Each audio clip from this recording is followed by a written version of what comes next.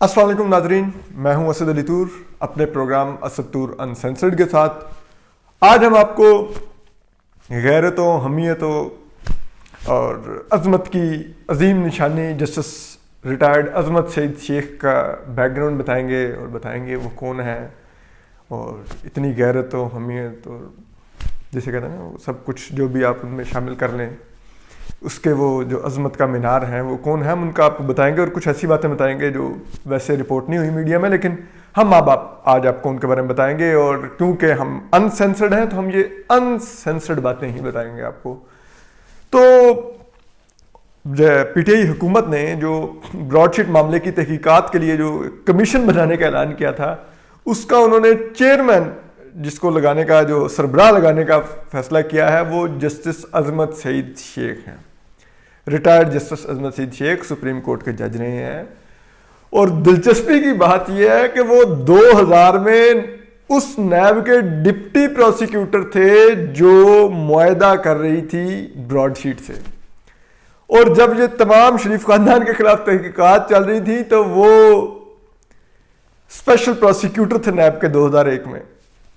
आप अंदाजा कीजिए, जो इस क्राइम का हिस्सा रहे वो अब उसकी तहकीकात करेंगे। और जाहिर बात है, वज़ीर आज़म इमरान खान का तो कहते हैं इसमें शरीफ खानदान की दौलत सामने आ गई है और ये है और वो है।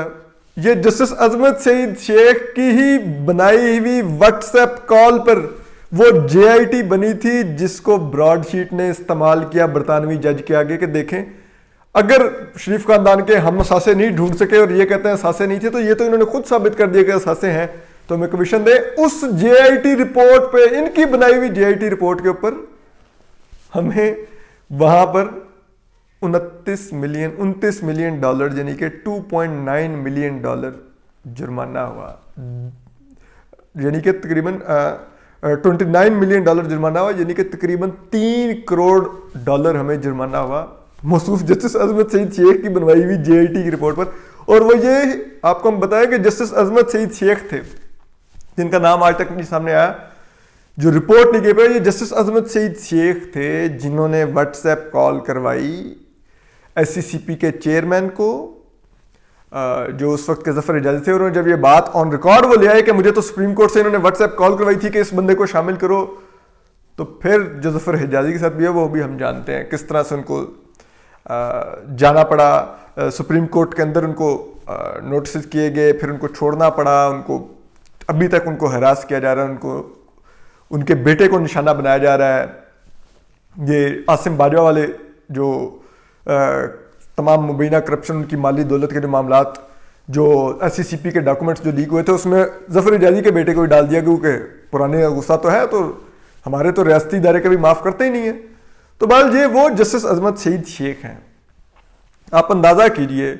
और यहीं से आप इनकी इंटेग्रिटी का अंदाज़ा कर लीजिए कि ये इतने इंटेग्रिटी वाले इंसान है कि इन्होंने ये ओहदा कबूल भी कर लिया। मौसूफ रिटायर होने के बाद शौकत खानम के बोर्ड ऑफ डायरेक्टर्स का मेंबर बन गए। वज़ीर आज़म इमरान खान नजम सेठी पर इल्ज़ाम लगाते थे कि क्योंकि उन्होंने इलेक्शन रिग करके दिए तो उसके बदले में उनको नवाजा गया और उनको चेयरमैन PCB बनाया गया। तो खुद इमरान खान ने क्या किया, उन्होंने खड़े होके क्रेडिट दिया साकिब निसार और इन्हीं अज़मत सईद शेख जैसे इस बेंच को कि आप लोगों ने नए पाकिस्तान की बुनियाद रखी, यानी कि आप लोगों ने नवाज शरीफ को नाअहल करके नए पाकिस्तान की बुनियाद रखी, मुझे सादिक और अमीन कहकर नए पाकिस्तान की बुनियाद रखी, और उसके रिवार्ड में उन्होंने इनको नए पाकिस्तान की बुनियाद रखने, खुद को वज़ीर आज़म बनवाने के सदक़े में जस्टिस अज़मत सईद शेख को उन्होंने बोर्ड ऑफ डायरेक्टर्स में डाल दिया शौकत खानम के। इतने इंटेग्रिटी वाले इंसान है और इनको गैरत नहीं आई। इन्होंने देखा कि यार मैं तो खुद इस क्राइम का हिस्सा था, इन्होंने कहा कि हाँ मैं बन जाता हूँ चेयरमैन। इतने ये लोग भूखे होते हैं। ये जो जितने ये जज रहे हैं सुप्रीम कोर्ट के, ये जितने जीम होते हैं, चाहे वो किसी भी डिपार्टमेंट से मुतल्लिका हों, मतलब जितने जीम वाले ओहदे के लोग होते हैं मातरत के साथ, ये सब जब रिटायर्ड होते हैं, हमें तो खैर इनकी दौरान सर्विस पता होता है कि ये जीम क्या है, लेकिन रिटायर होने के बाद आम आवाम को पता चलता है कि ये जीम चे थे।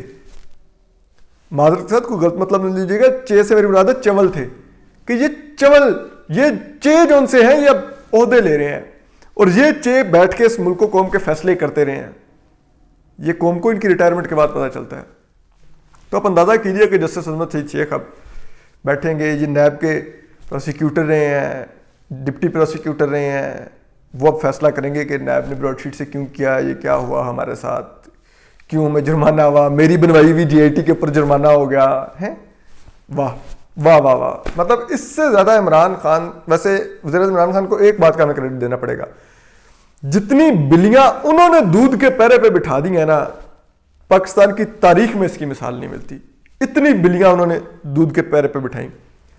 جسٹس عظمت سعید شیخ اس کا فیصلہ کریں گے. معذرت کے ساتھ یہ وہی جسٹس عظمت سعید شیخ ہیں جنہوں نے بحریہ ٹاؤن کے, جس میں ملک ریاض نے غریبوں کو گوٹھوں سے نکال کے, ان کے گاؤں سے نکال کے اٹھا کے باہر پھینکا, مار پیٹ کر کے ان کی زمینوں پر زبردستی قبضے کیے اسلحے کے زور پر, ان قبضوں کو انہوں نے جائز قرار دے دیا تھا کچھ جرمانہ کر کے کہ آپ یہ جرمانہ ادا کر دیں, قبضے جائز. ملک میں ہونے والا غیر قانونی جرم پیسے دیں جائز کروا لیں. یہ جسٹس عظمت سعید شیخ کی سیٹ کی ہوئی مثال ہے. سپریم کورٹ کے فیصلے میں انہوں نے یہ لکھا ہے, یہ مثال قائم کر دی ہے. پاکستان کی سب سے بڑی عدالت کے یہ کتنا سوچنے کا مقام ہے کہ جسٹس عظمت سعید شیخ کس قسم کا کلنک کا ٹیکہ ہے, اور یہ فیصلہ بھی کس قسم کا کلنک کا ٹیکہ ہے انصاف کے منہ پر. یہ جسٹس عظمت سعید شیخ کا دیا ہوا فیصلہ ہے. اور آپ اندازہ کیجئے کہ اتنی بلیاں وزیر اعظم عمران خان نے بٹھائی ہیں دودھ کے پیرے پر. ہم آپ کو ان کی تفصیلات بھی بتاتے ہیں. آپ دیکھیے سی پیک 60-65 ارب ڈالر کا پروجیکٹ ہے, اس کے پیرے پہ کون بٹھائے ہیں؟ General Asim Saleem Bajwa retired. کتنے کی ان کی دولت سامنے آئی؟ اربوں روپے مالیت کی. کوئی کارروائی ہوئی ان کے خلاف؟ کسی نے سوال پوچھا ان سے؟ نہیں. وہ انہوں نے آ کے وزیر اعظم کہا جی میرے یہ ہیں, وزیر اعظم نے کہا بھی ہاں ٹھیک ہے, آپ کے میں آپ کی جواب سے مطمئن ہوں. اور خود عاصم باجوہ پر بھی غیرت نہیں ہے کہ پر میری فائنینشیل انٹیگریٹی پر اتنی بڑی سوال اٹھ گیا ہے, میں اب اس عہدے کو خود ہی چھوڑ کے چل جاؤں. انہوں نے کہا کہ نہیں میں بھی چیئرمین سی پیک اتھارٹی لوں گا, 7-8 لاکھ روپے تنخواہ لوں گا, پرکس اور پاورز اس کے علاوہ انجوائے کروں گا, اور میرے سامنے 60 ارب ڈالر پڑے ہوں گے تو اچھا ہو جائے گا میرے لیے. یس سر, یہ ہے عاصم سلیم باجوہ. پھر ایک اور ہم آپ کو بلی بتاتے ہیں جو انہوں نے وزیر اعظم نے دودھ کے پیرے پہ بٹھائی. Nadeem Babar, Orient power plant کے جو مالکان ہیں ان میں سے ہے ندیم بابر. اور اورینٹ پاور پلانٹ جب وہ وزیر اعظم نے ان کو معاون خصوصی برائے توانائی مقرر کیا اور پاور پلانٹس کے افیئرس کو ساروں کو ڈیل کر رہے ہیں, تو اس وقت اورینٹ پاور پلانٹ 2018 میں 2.69 ارب روپے کا ڈیفالٹر تھا سوئی ناردرن کا, اور وہ لٹیگیشن معاملہ چل رہا تھا, اور سوئی ناردرن نے ان کا اورینٹ پاور پلانٹ کا جو گیس کنیکشن تھا وہ تک کاٹنے کا ان کے جو ایم ڈی تھے انہوں نے کہہ دیا تھا, لیکن وہ نہیں کٹوا سکے. نہ تو وہ پیسے لے سکے تھے تب, نہ وہ کنیکشن کٹوا سکے تھے, کیونکہ ندیم بابر وزیر اعظم کے دوست تھے اور وزیر اعظم نے ان کو منا بھی دیا. تو کیا بات ہے. آپ ایک اور ہم آپ کو بتاتے ہیں دودھ کی رکھوالی پہ جو بلی بٹھائی زلفی بخاری دیکھ لیں. وزیر اعظم کے مشیر برائے ہیں وہ اوورسیز پاکستانی, ان کے خاندان پر الزام رہا ہے کہ وہ ہیومن ٹریفکنگ میں, یعنی کہ لوگوں کو غیر قانونی طور پر باہر بھجوانے میں ملوث رہے ہیں. پیسے لے کے وہ جو لوگ ایجنٹ لے کے جاتے ہیں, وہ ان کے والد پر الزام لایا ہے, وہ وہاں پہ بٹھا دیے. ٹھیک ہے. ایسے جو جہانگیر ترین تھے ان کو زرعی اس کا بنا دیا, کونسل بنا دی, اس کا ان کو چیئرمین بنا دیا, جو بعد میں انہوں نے نوٹیفیکیشن بھی کیا. یہ شہباز گل نے شیئر کہ ہم نے ان کو ہٹا دیا ہے. ٹھیک ہے. ان کی اپنی شوگر ملیں, اپنے فارم ہاؤسز, انہوں نے پھر ٹکا کے پیسہ بھی بنایا. ٹھیک ہے. بعد میں انکوائری کروائی ہو 200 ارب سے روپیہ لوٹ لیا شوگر ملوں نے, جس میں مین نام جہانگیر ترین کا ہے, لیکن ہاتھ نہیں کوئی ان کو لگا سکتا. جن کی اپنی شوگر ملیں, جن پر 100 ارب روپے کے اثاثے بنانے کا الزام ہے, نیب آج تک ان کی تحقیقات کو آگے نہیں بڑھاتا. خسرو بختیار وزیر اعظم کی کیبنٹ کے ممبر ہیں, اور وہ وزیر زراعت تھے, خوراک تھے سوری, اس وقت جب یہ سارا اسکینڈل آیا چینی اور آٹے کا اسمگلنگ کا. تو یہ وزیر اعظم عمران خان کا کنڈکٹ ہے کہ دودھ کے پہرے پر بلیاں جمع کرتے جا رہے ہیں, اور پھر کہہ رہے ہیں عوام کو ڈیلیور کیوں نہیں ہو رہا. بھائی کیسے ڈیلیور ہو؟ جس ملک میں آپ نے 8 سال کے پی پر رول کر لیا, آپ نے پشاور یونیورسٹی جو ان سے وہ ڈیفالٹ کر گئی ہے. آج ادھر ٹیچرز کو تنخواہیں دینے کے پیسے نہیں ہیں, لیکن اس ملک میں ایک chairman P C B F Ehsan Mani, وہ 57 لاکھ روپے 6 مہینے میں خرچہ اس کے اوپر ہوا ہے.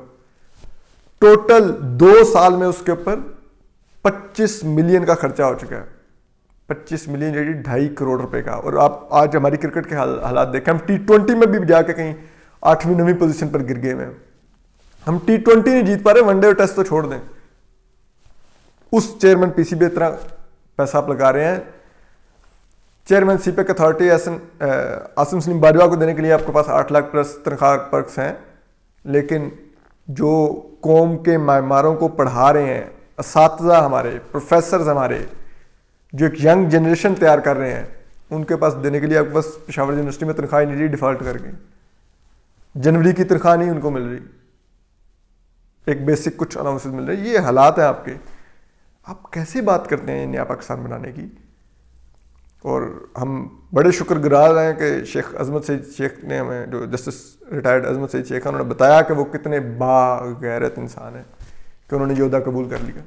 وہ بن گئے ہیں, کریں گے. اب دیکھیں 45 دن میں ایسی رپورٹ بنا کے دیں گے, دل خوش ہو جائے گا آپ کا, کیونکہ ہم جانتے ہیں شیخ عظمت سعید شیخ کو. ہم ان کو سپریم کورٹ میں کور کرتے رہے ہیں, ہم دیکھتے رہے ہیں. انہوں نے ہی شریف خاندان کو اور پی ملن کو سسیلین مافیا کہا تھا. یہ جسٹس عظمت سعید شیخ ہی تھے. مرحومہ آسمہ جہانگیر نے ان کے منہ پہ تھپڑ مارا تھا باہر کھڑے ہو کر. انہوں نے کہا تھا کہ آپ نے آج تک پراپرٹی مافیا کے خلاف فیصلہ نہیں دیا. جو اصل مافیا ان کے خلاف تو آپ بات نہیں کر سکتے, آپ بات کریں گے سیاستدانوں کے بارے میں. اور پھر آسمہ جہانگیر کو انہوں نے سچ ثابت کیا. انہوں نے اس پراپرٹی مافیا, اس قبضہ گیر ملک ریاض کے قبضے کو جائز قرار دیا کچھ جرمانے کے بدلے میں. یہ ہے جسٹس شیخ عظمت سعید شیخ, ریٹائرڈ ہیں سپریم کورٹ سے. اتنے قابل, اتنے انٹیگریٹی والے انسان ہیں یہ, اتنے باغیرت انسان ہیں. تو ہم نے آپ کو بتایا کچھ بلیوں کا کہ وہ کس طرح سے دودھ کے رکھوالی بیٹھے ہوئے ہیں. اور ابھی بہرحال ہم یہ بھی بتا دیں کہ 200 ارب روپے عوام کی جیب سے اور نکالنے جا رہے ہیں. کس کے بدلے میں؟ اس بدلے میں جو آپ کی بجلی 1 روپے 95 پیسے بڑھا دی گئی ہے پر یونٹ. اور یہ پھر ہمیں کہہ رہے ہیں پچھلی حکومت بارودی سرنگیں لگا گئی تھی. بھائی آپ بارودی سرنگیں ڈھونڈ ڈھونڈ کے ان پہ پاؤں رکھ رہے ہیں, یہ آپ کی قابلیت ہے؟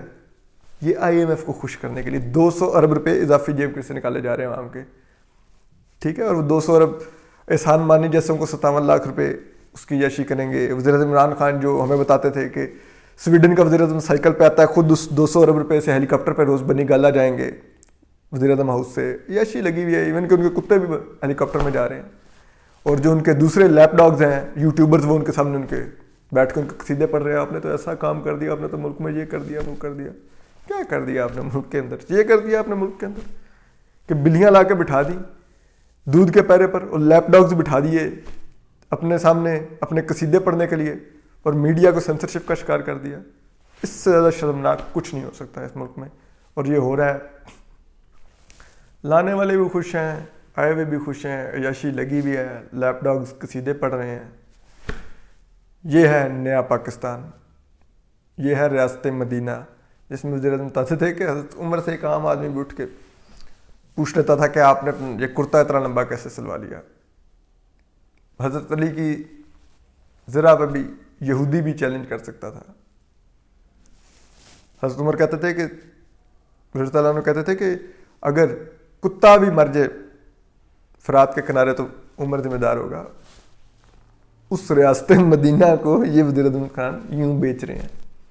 آپ اندازہ کیجئے, اندازہ کیجئے. مطلب یہ اس ملک میں ہوتا ہے معجزے.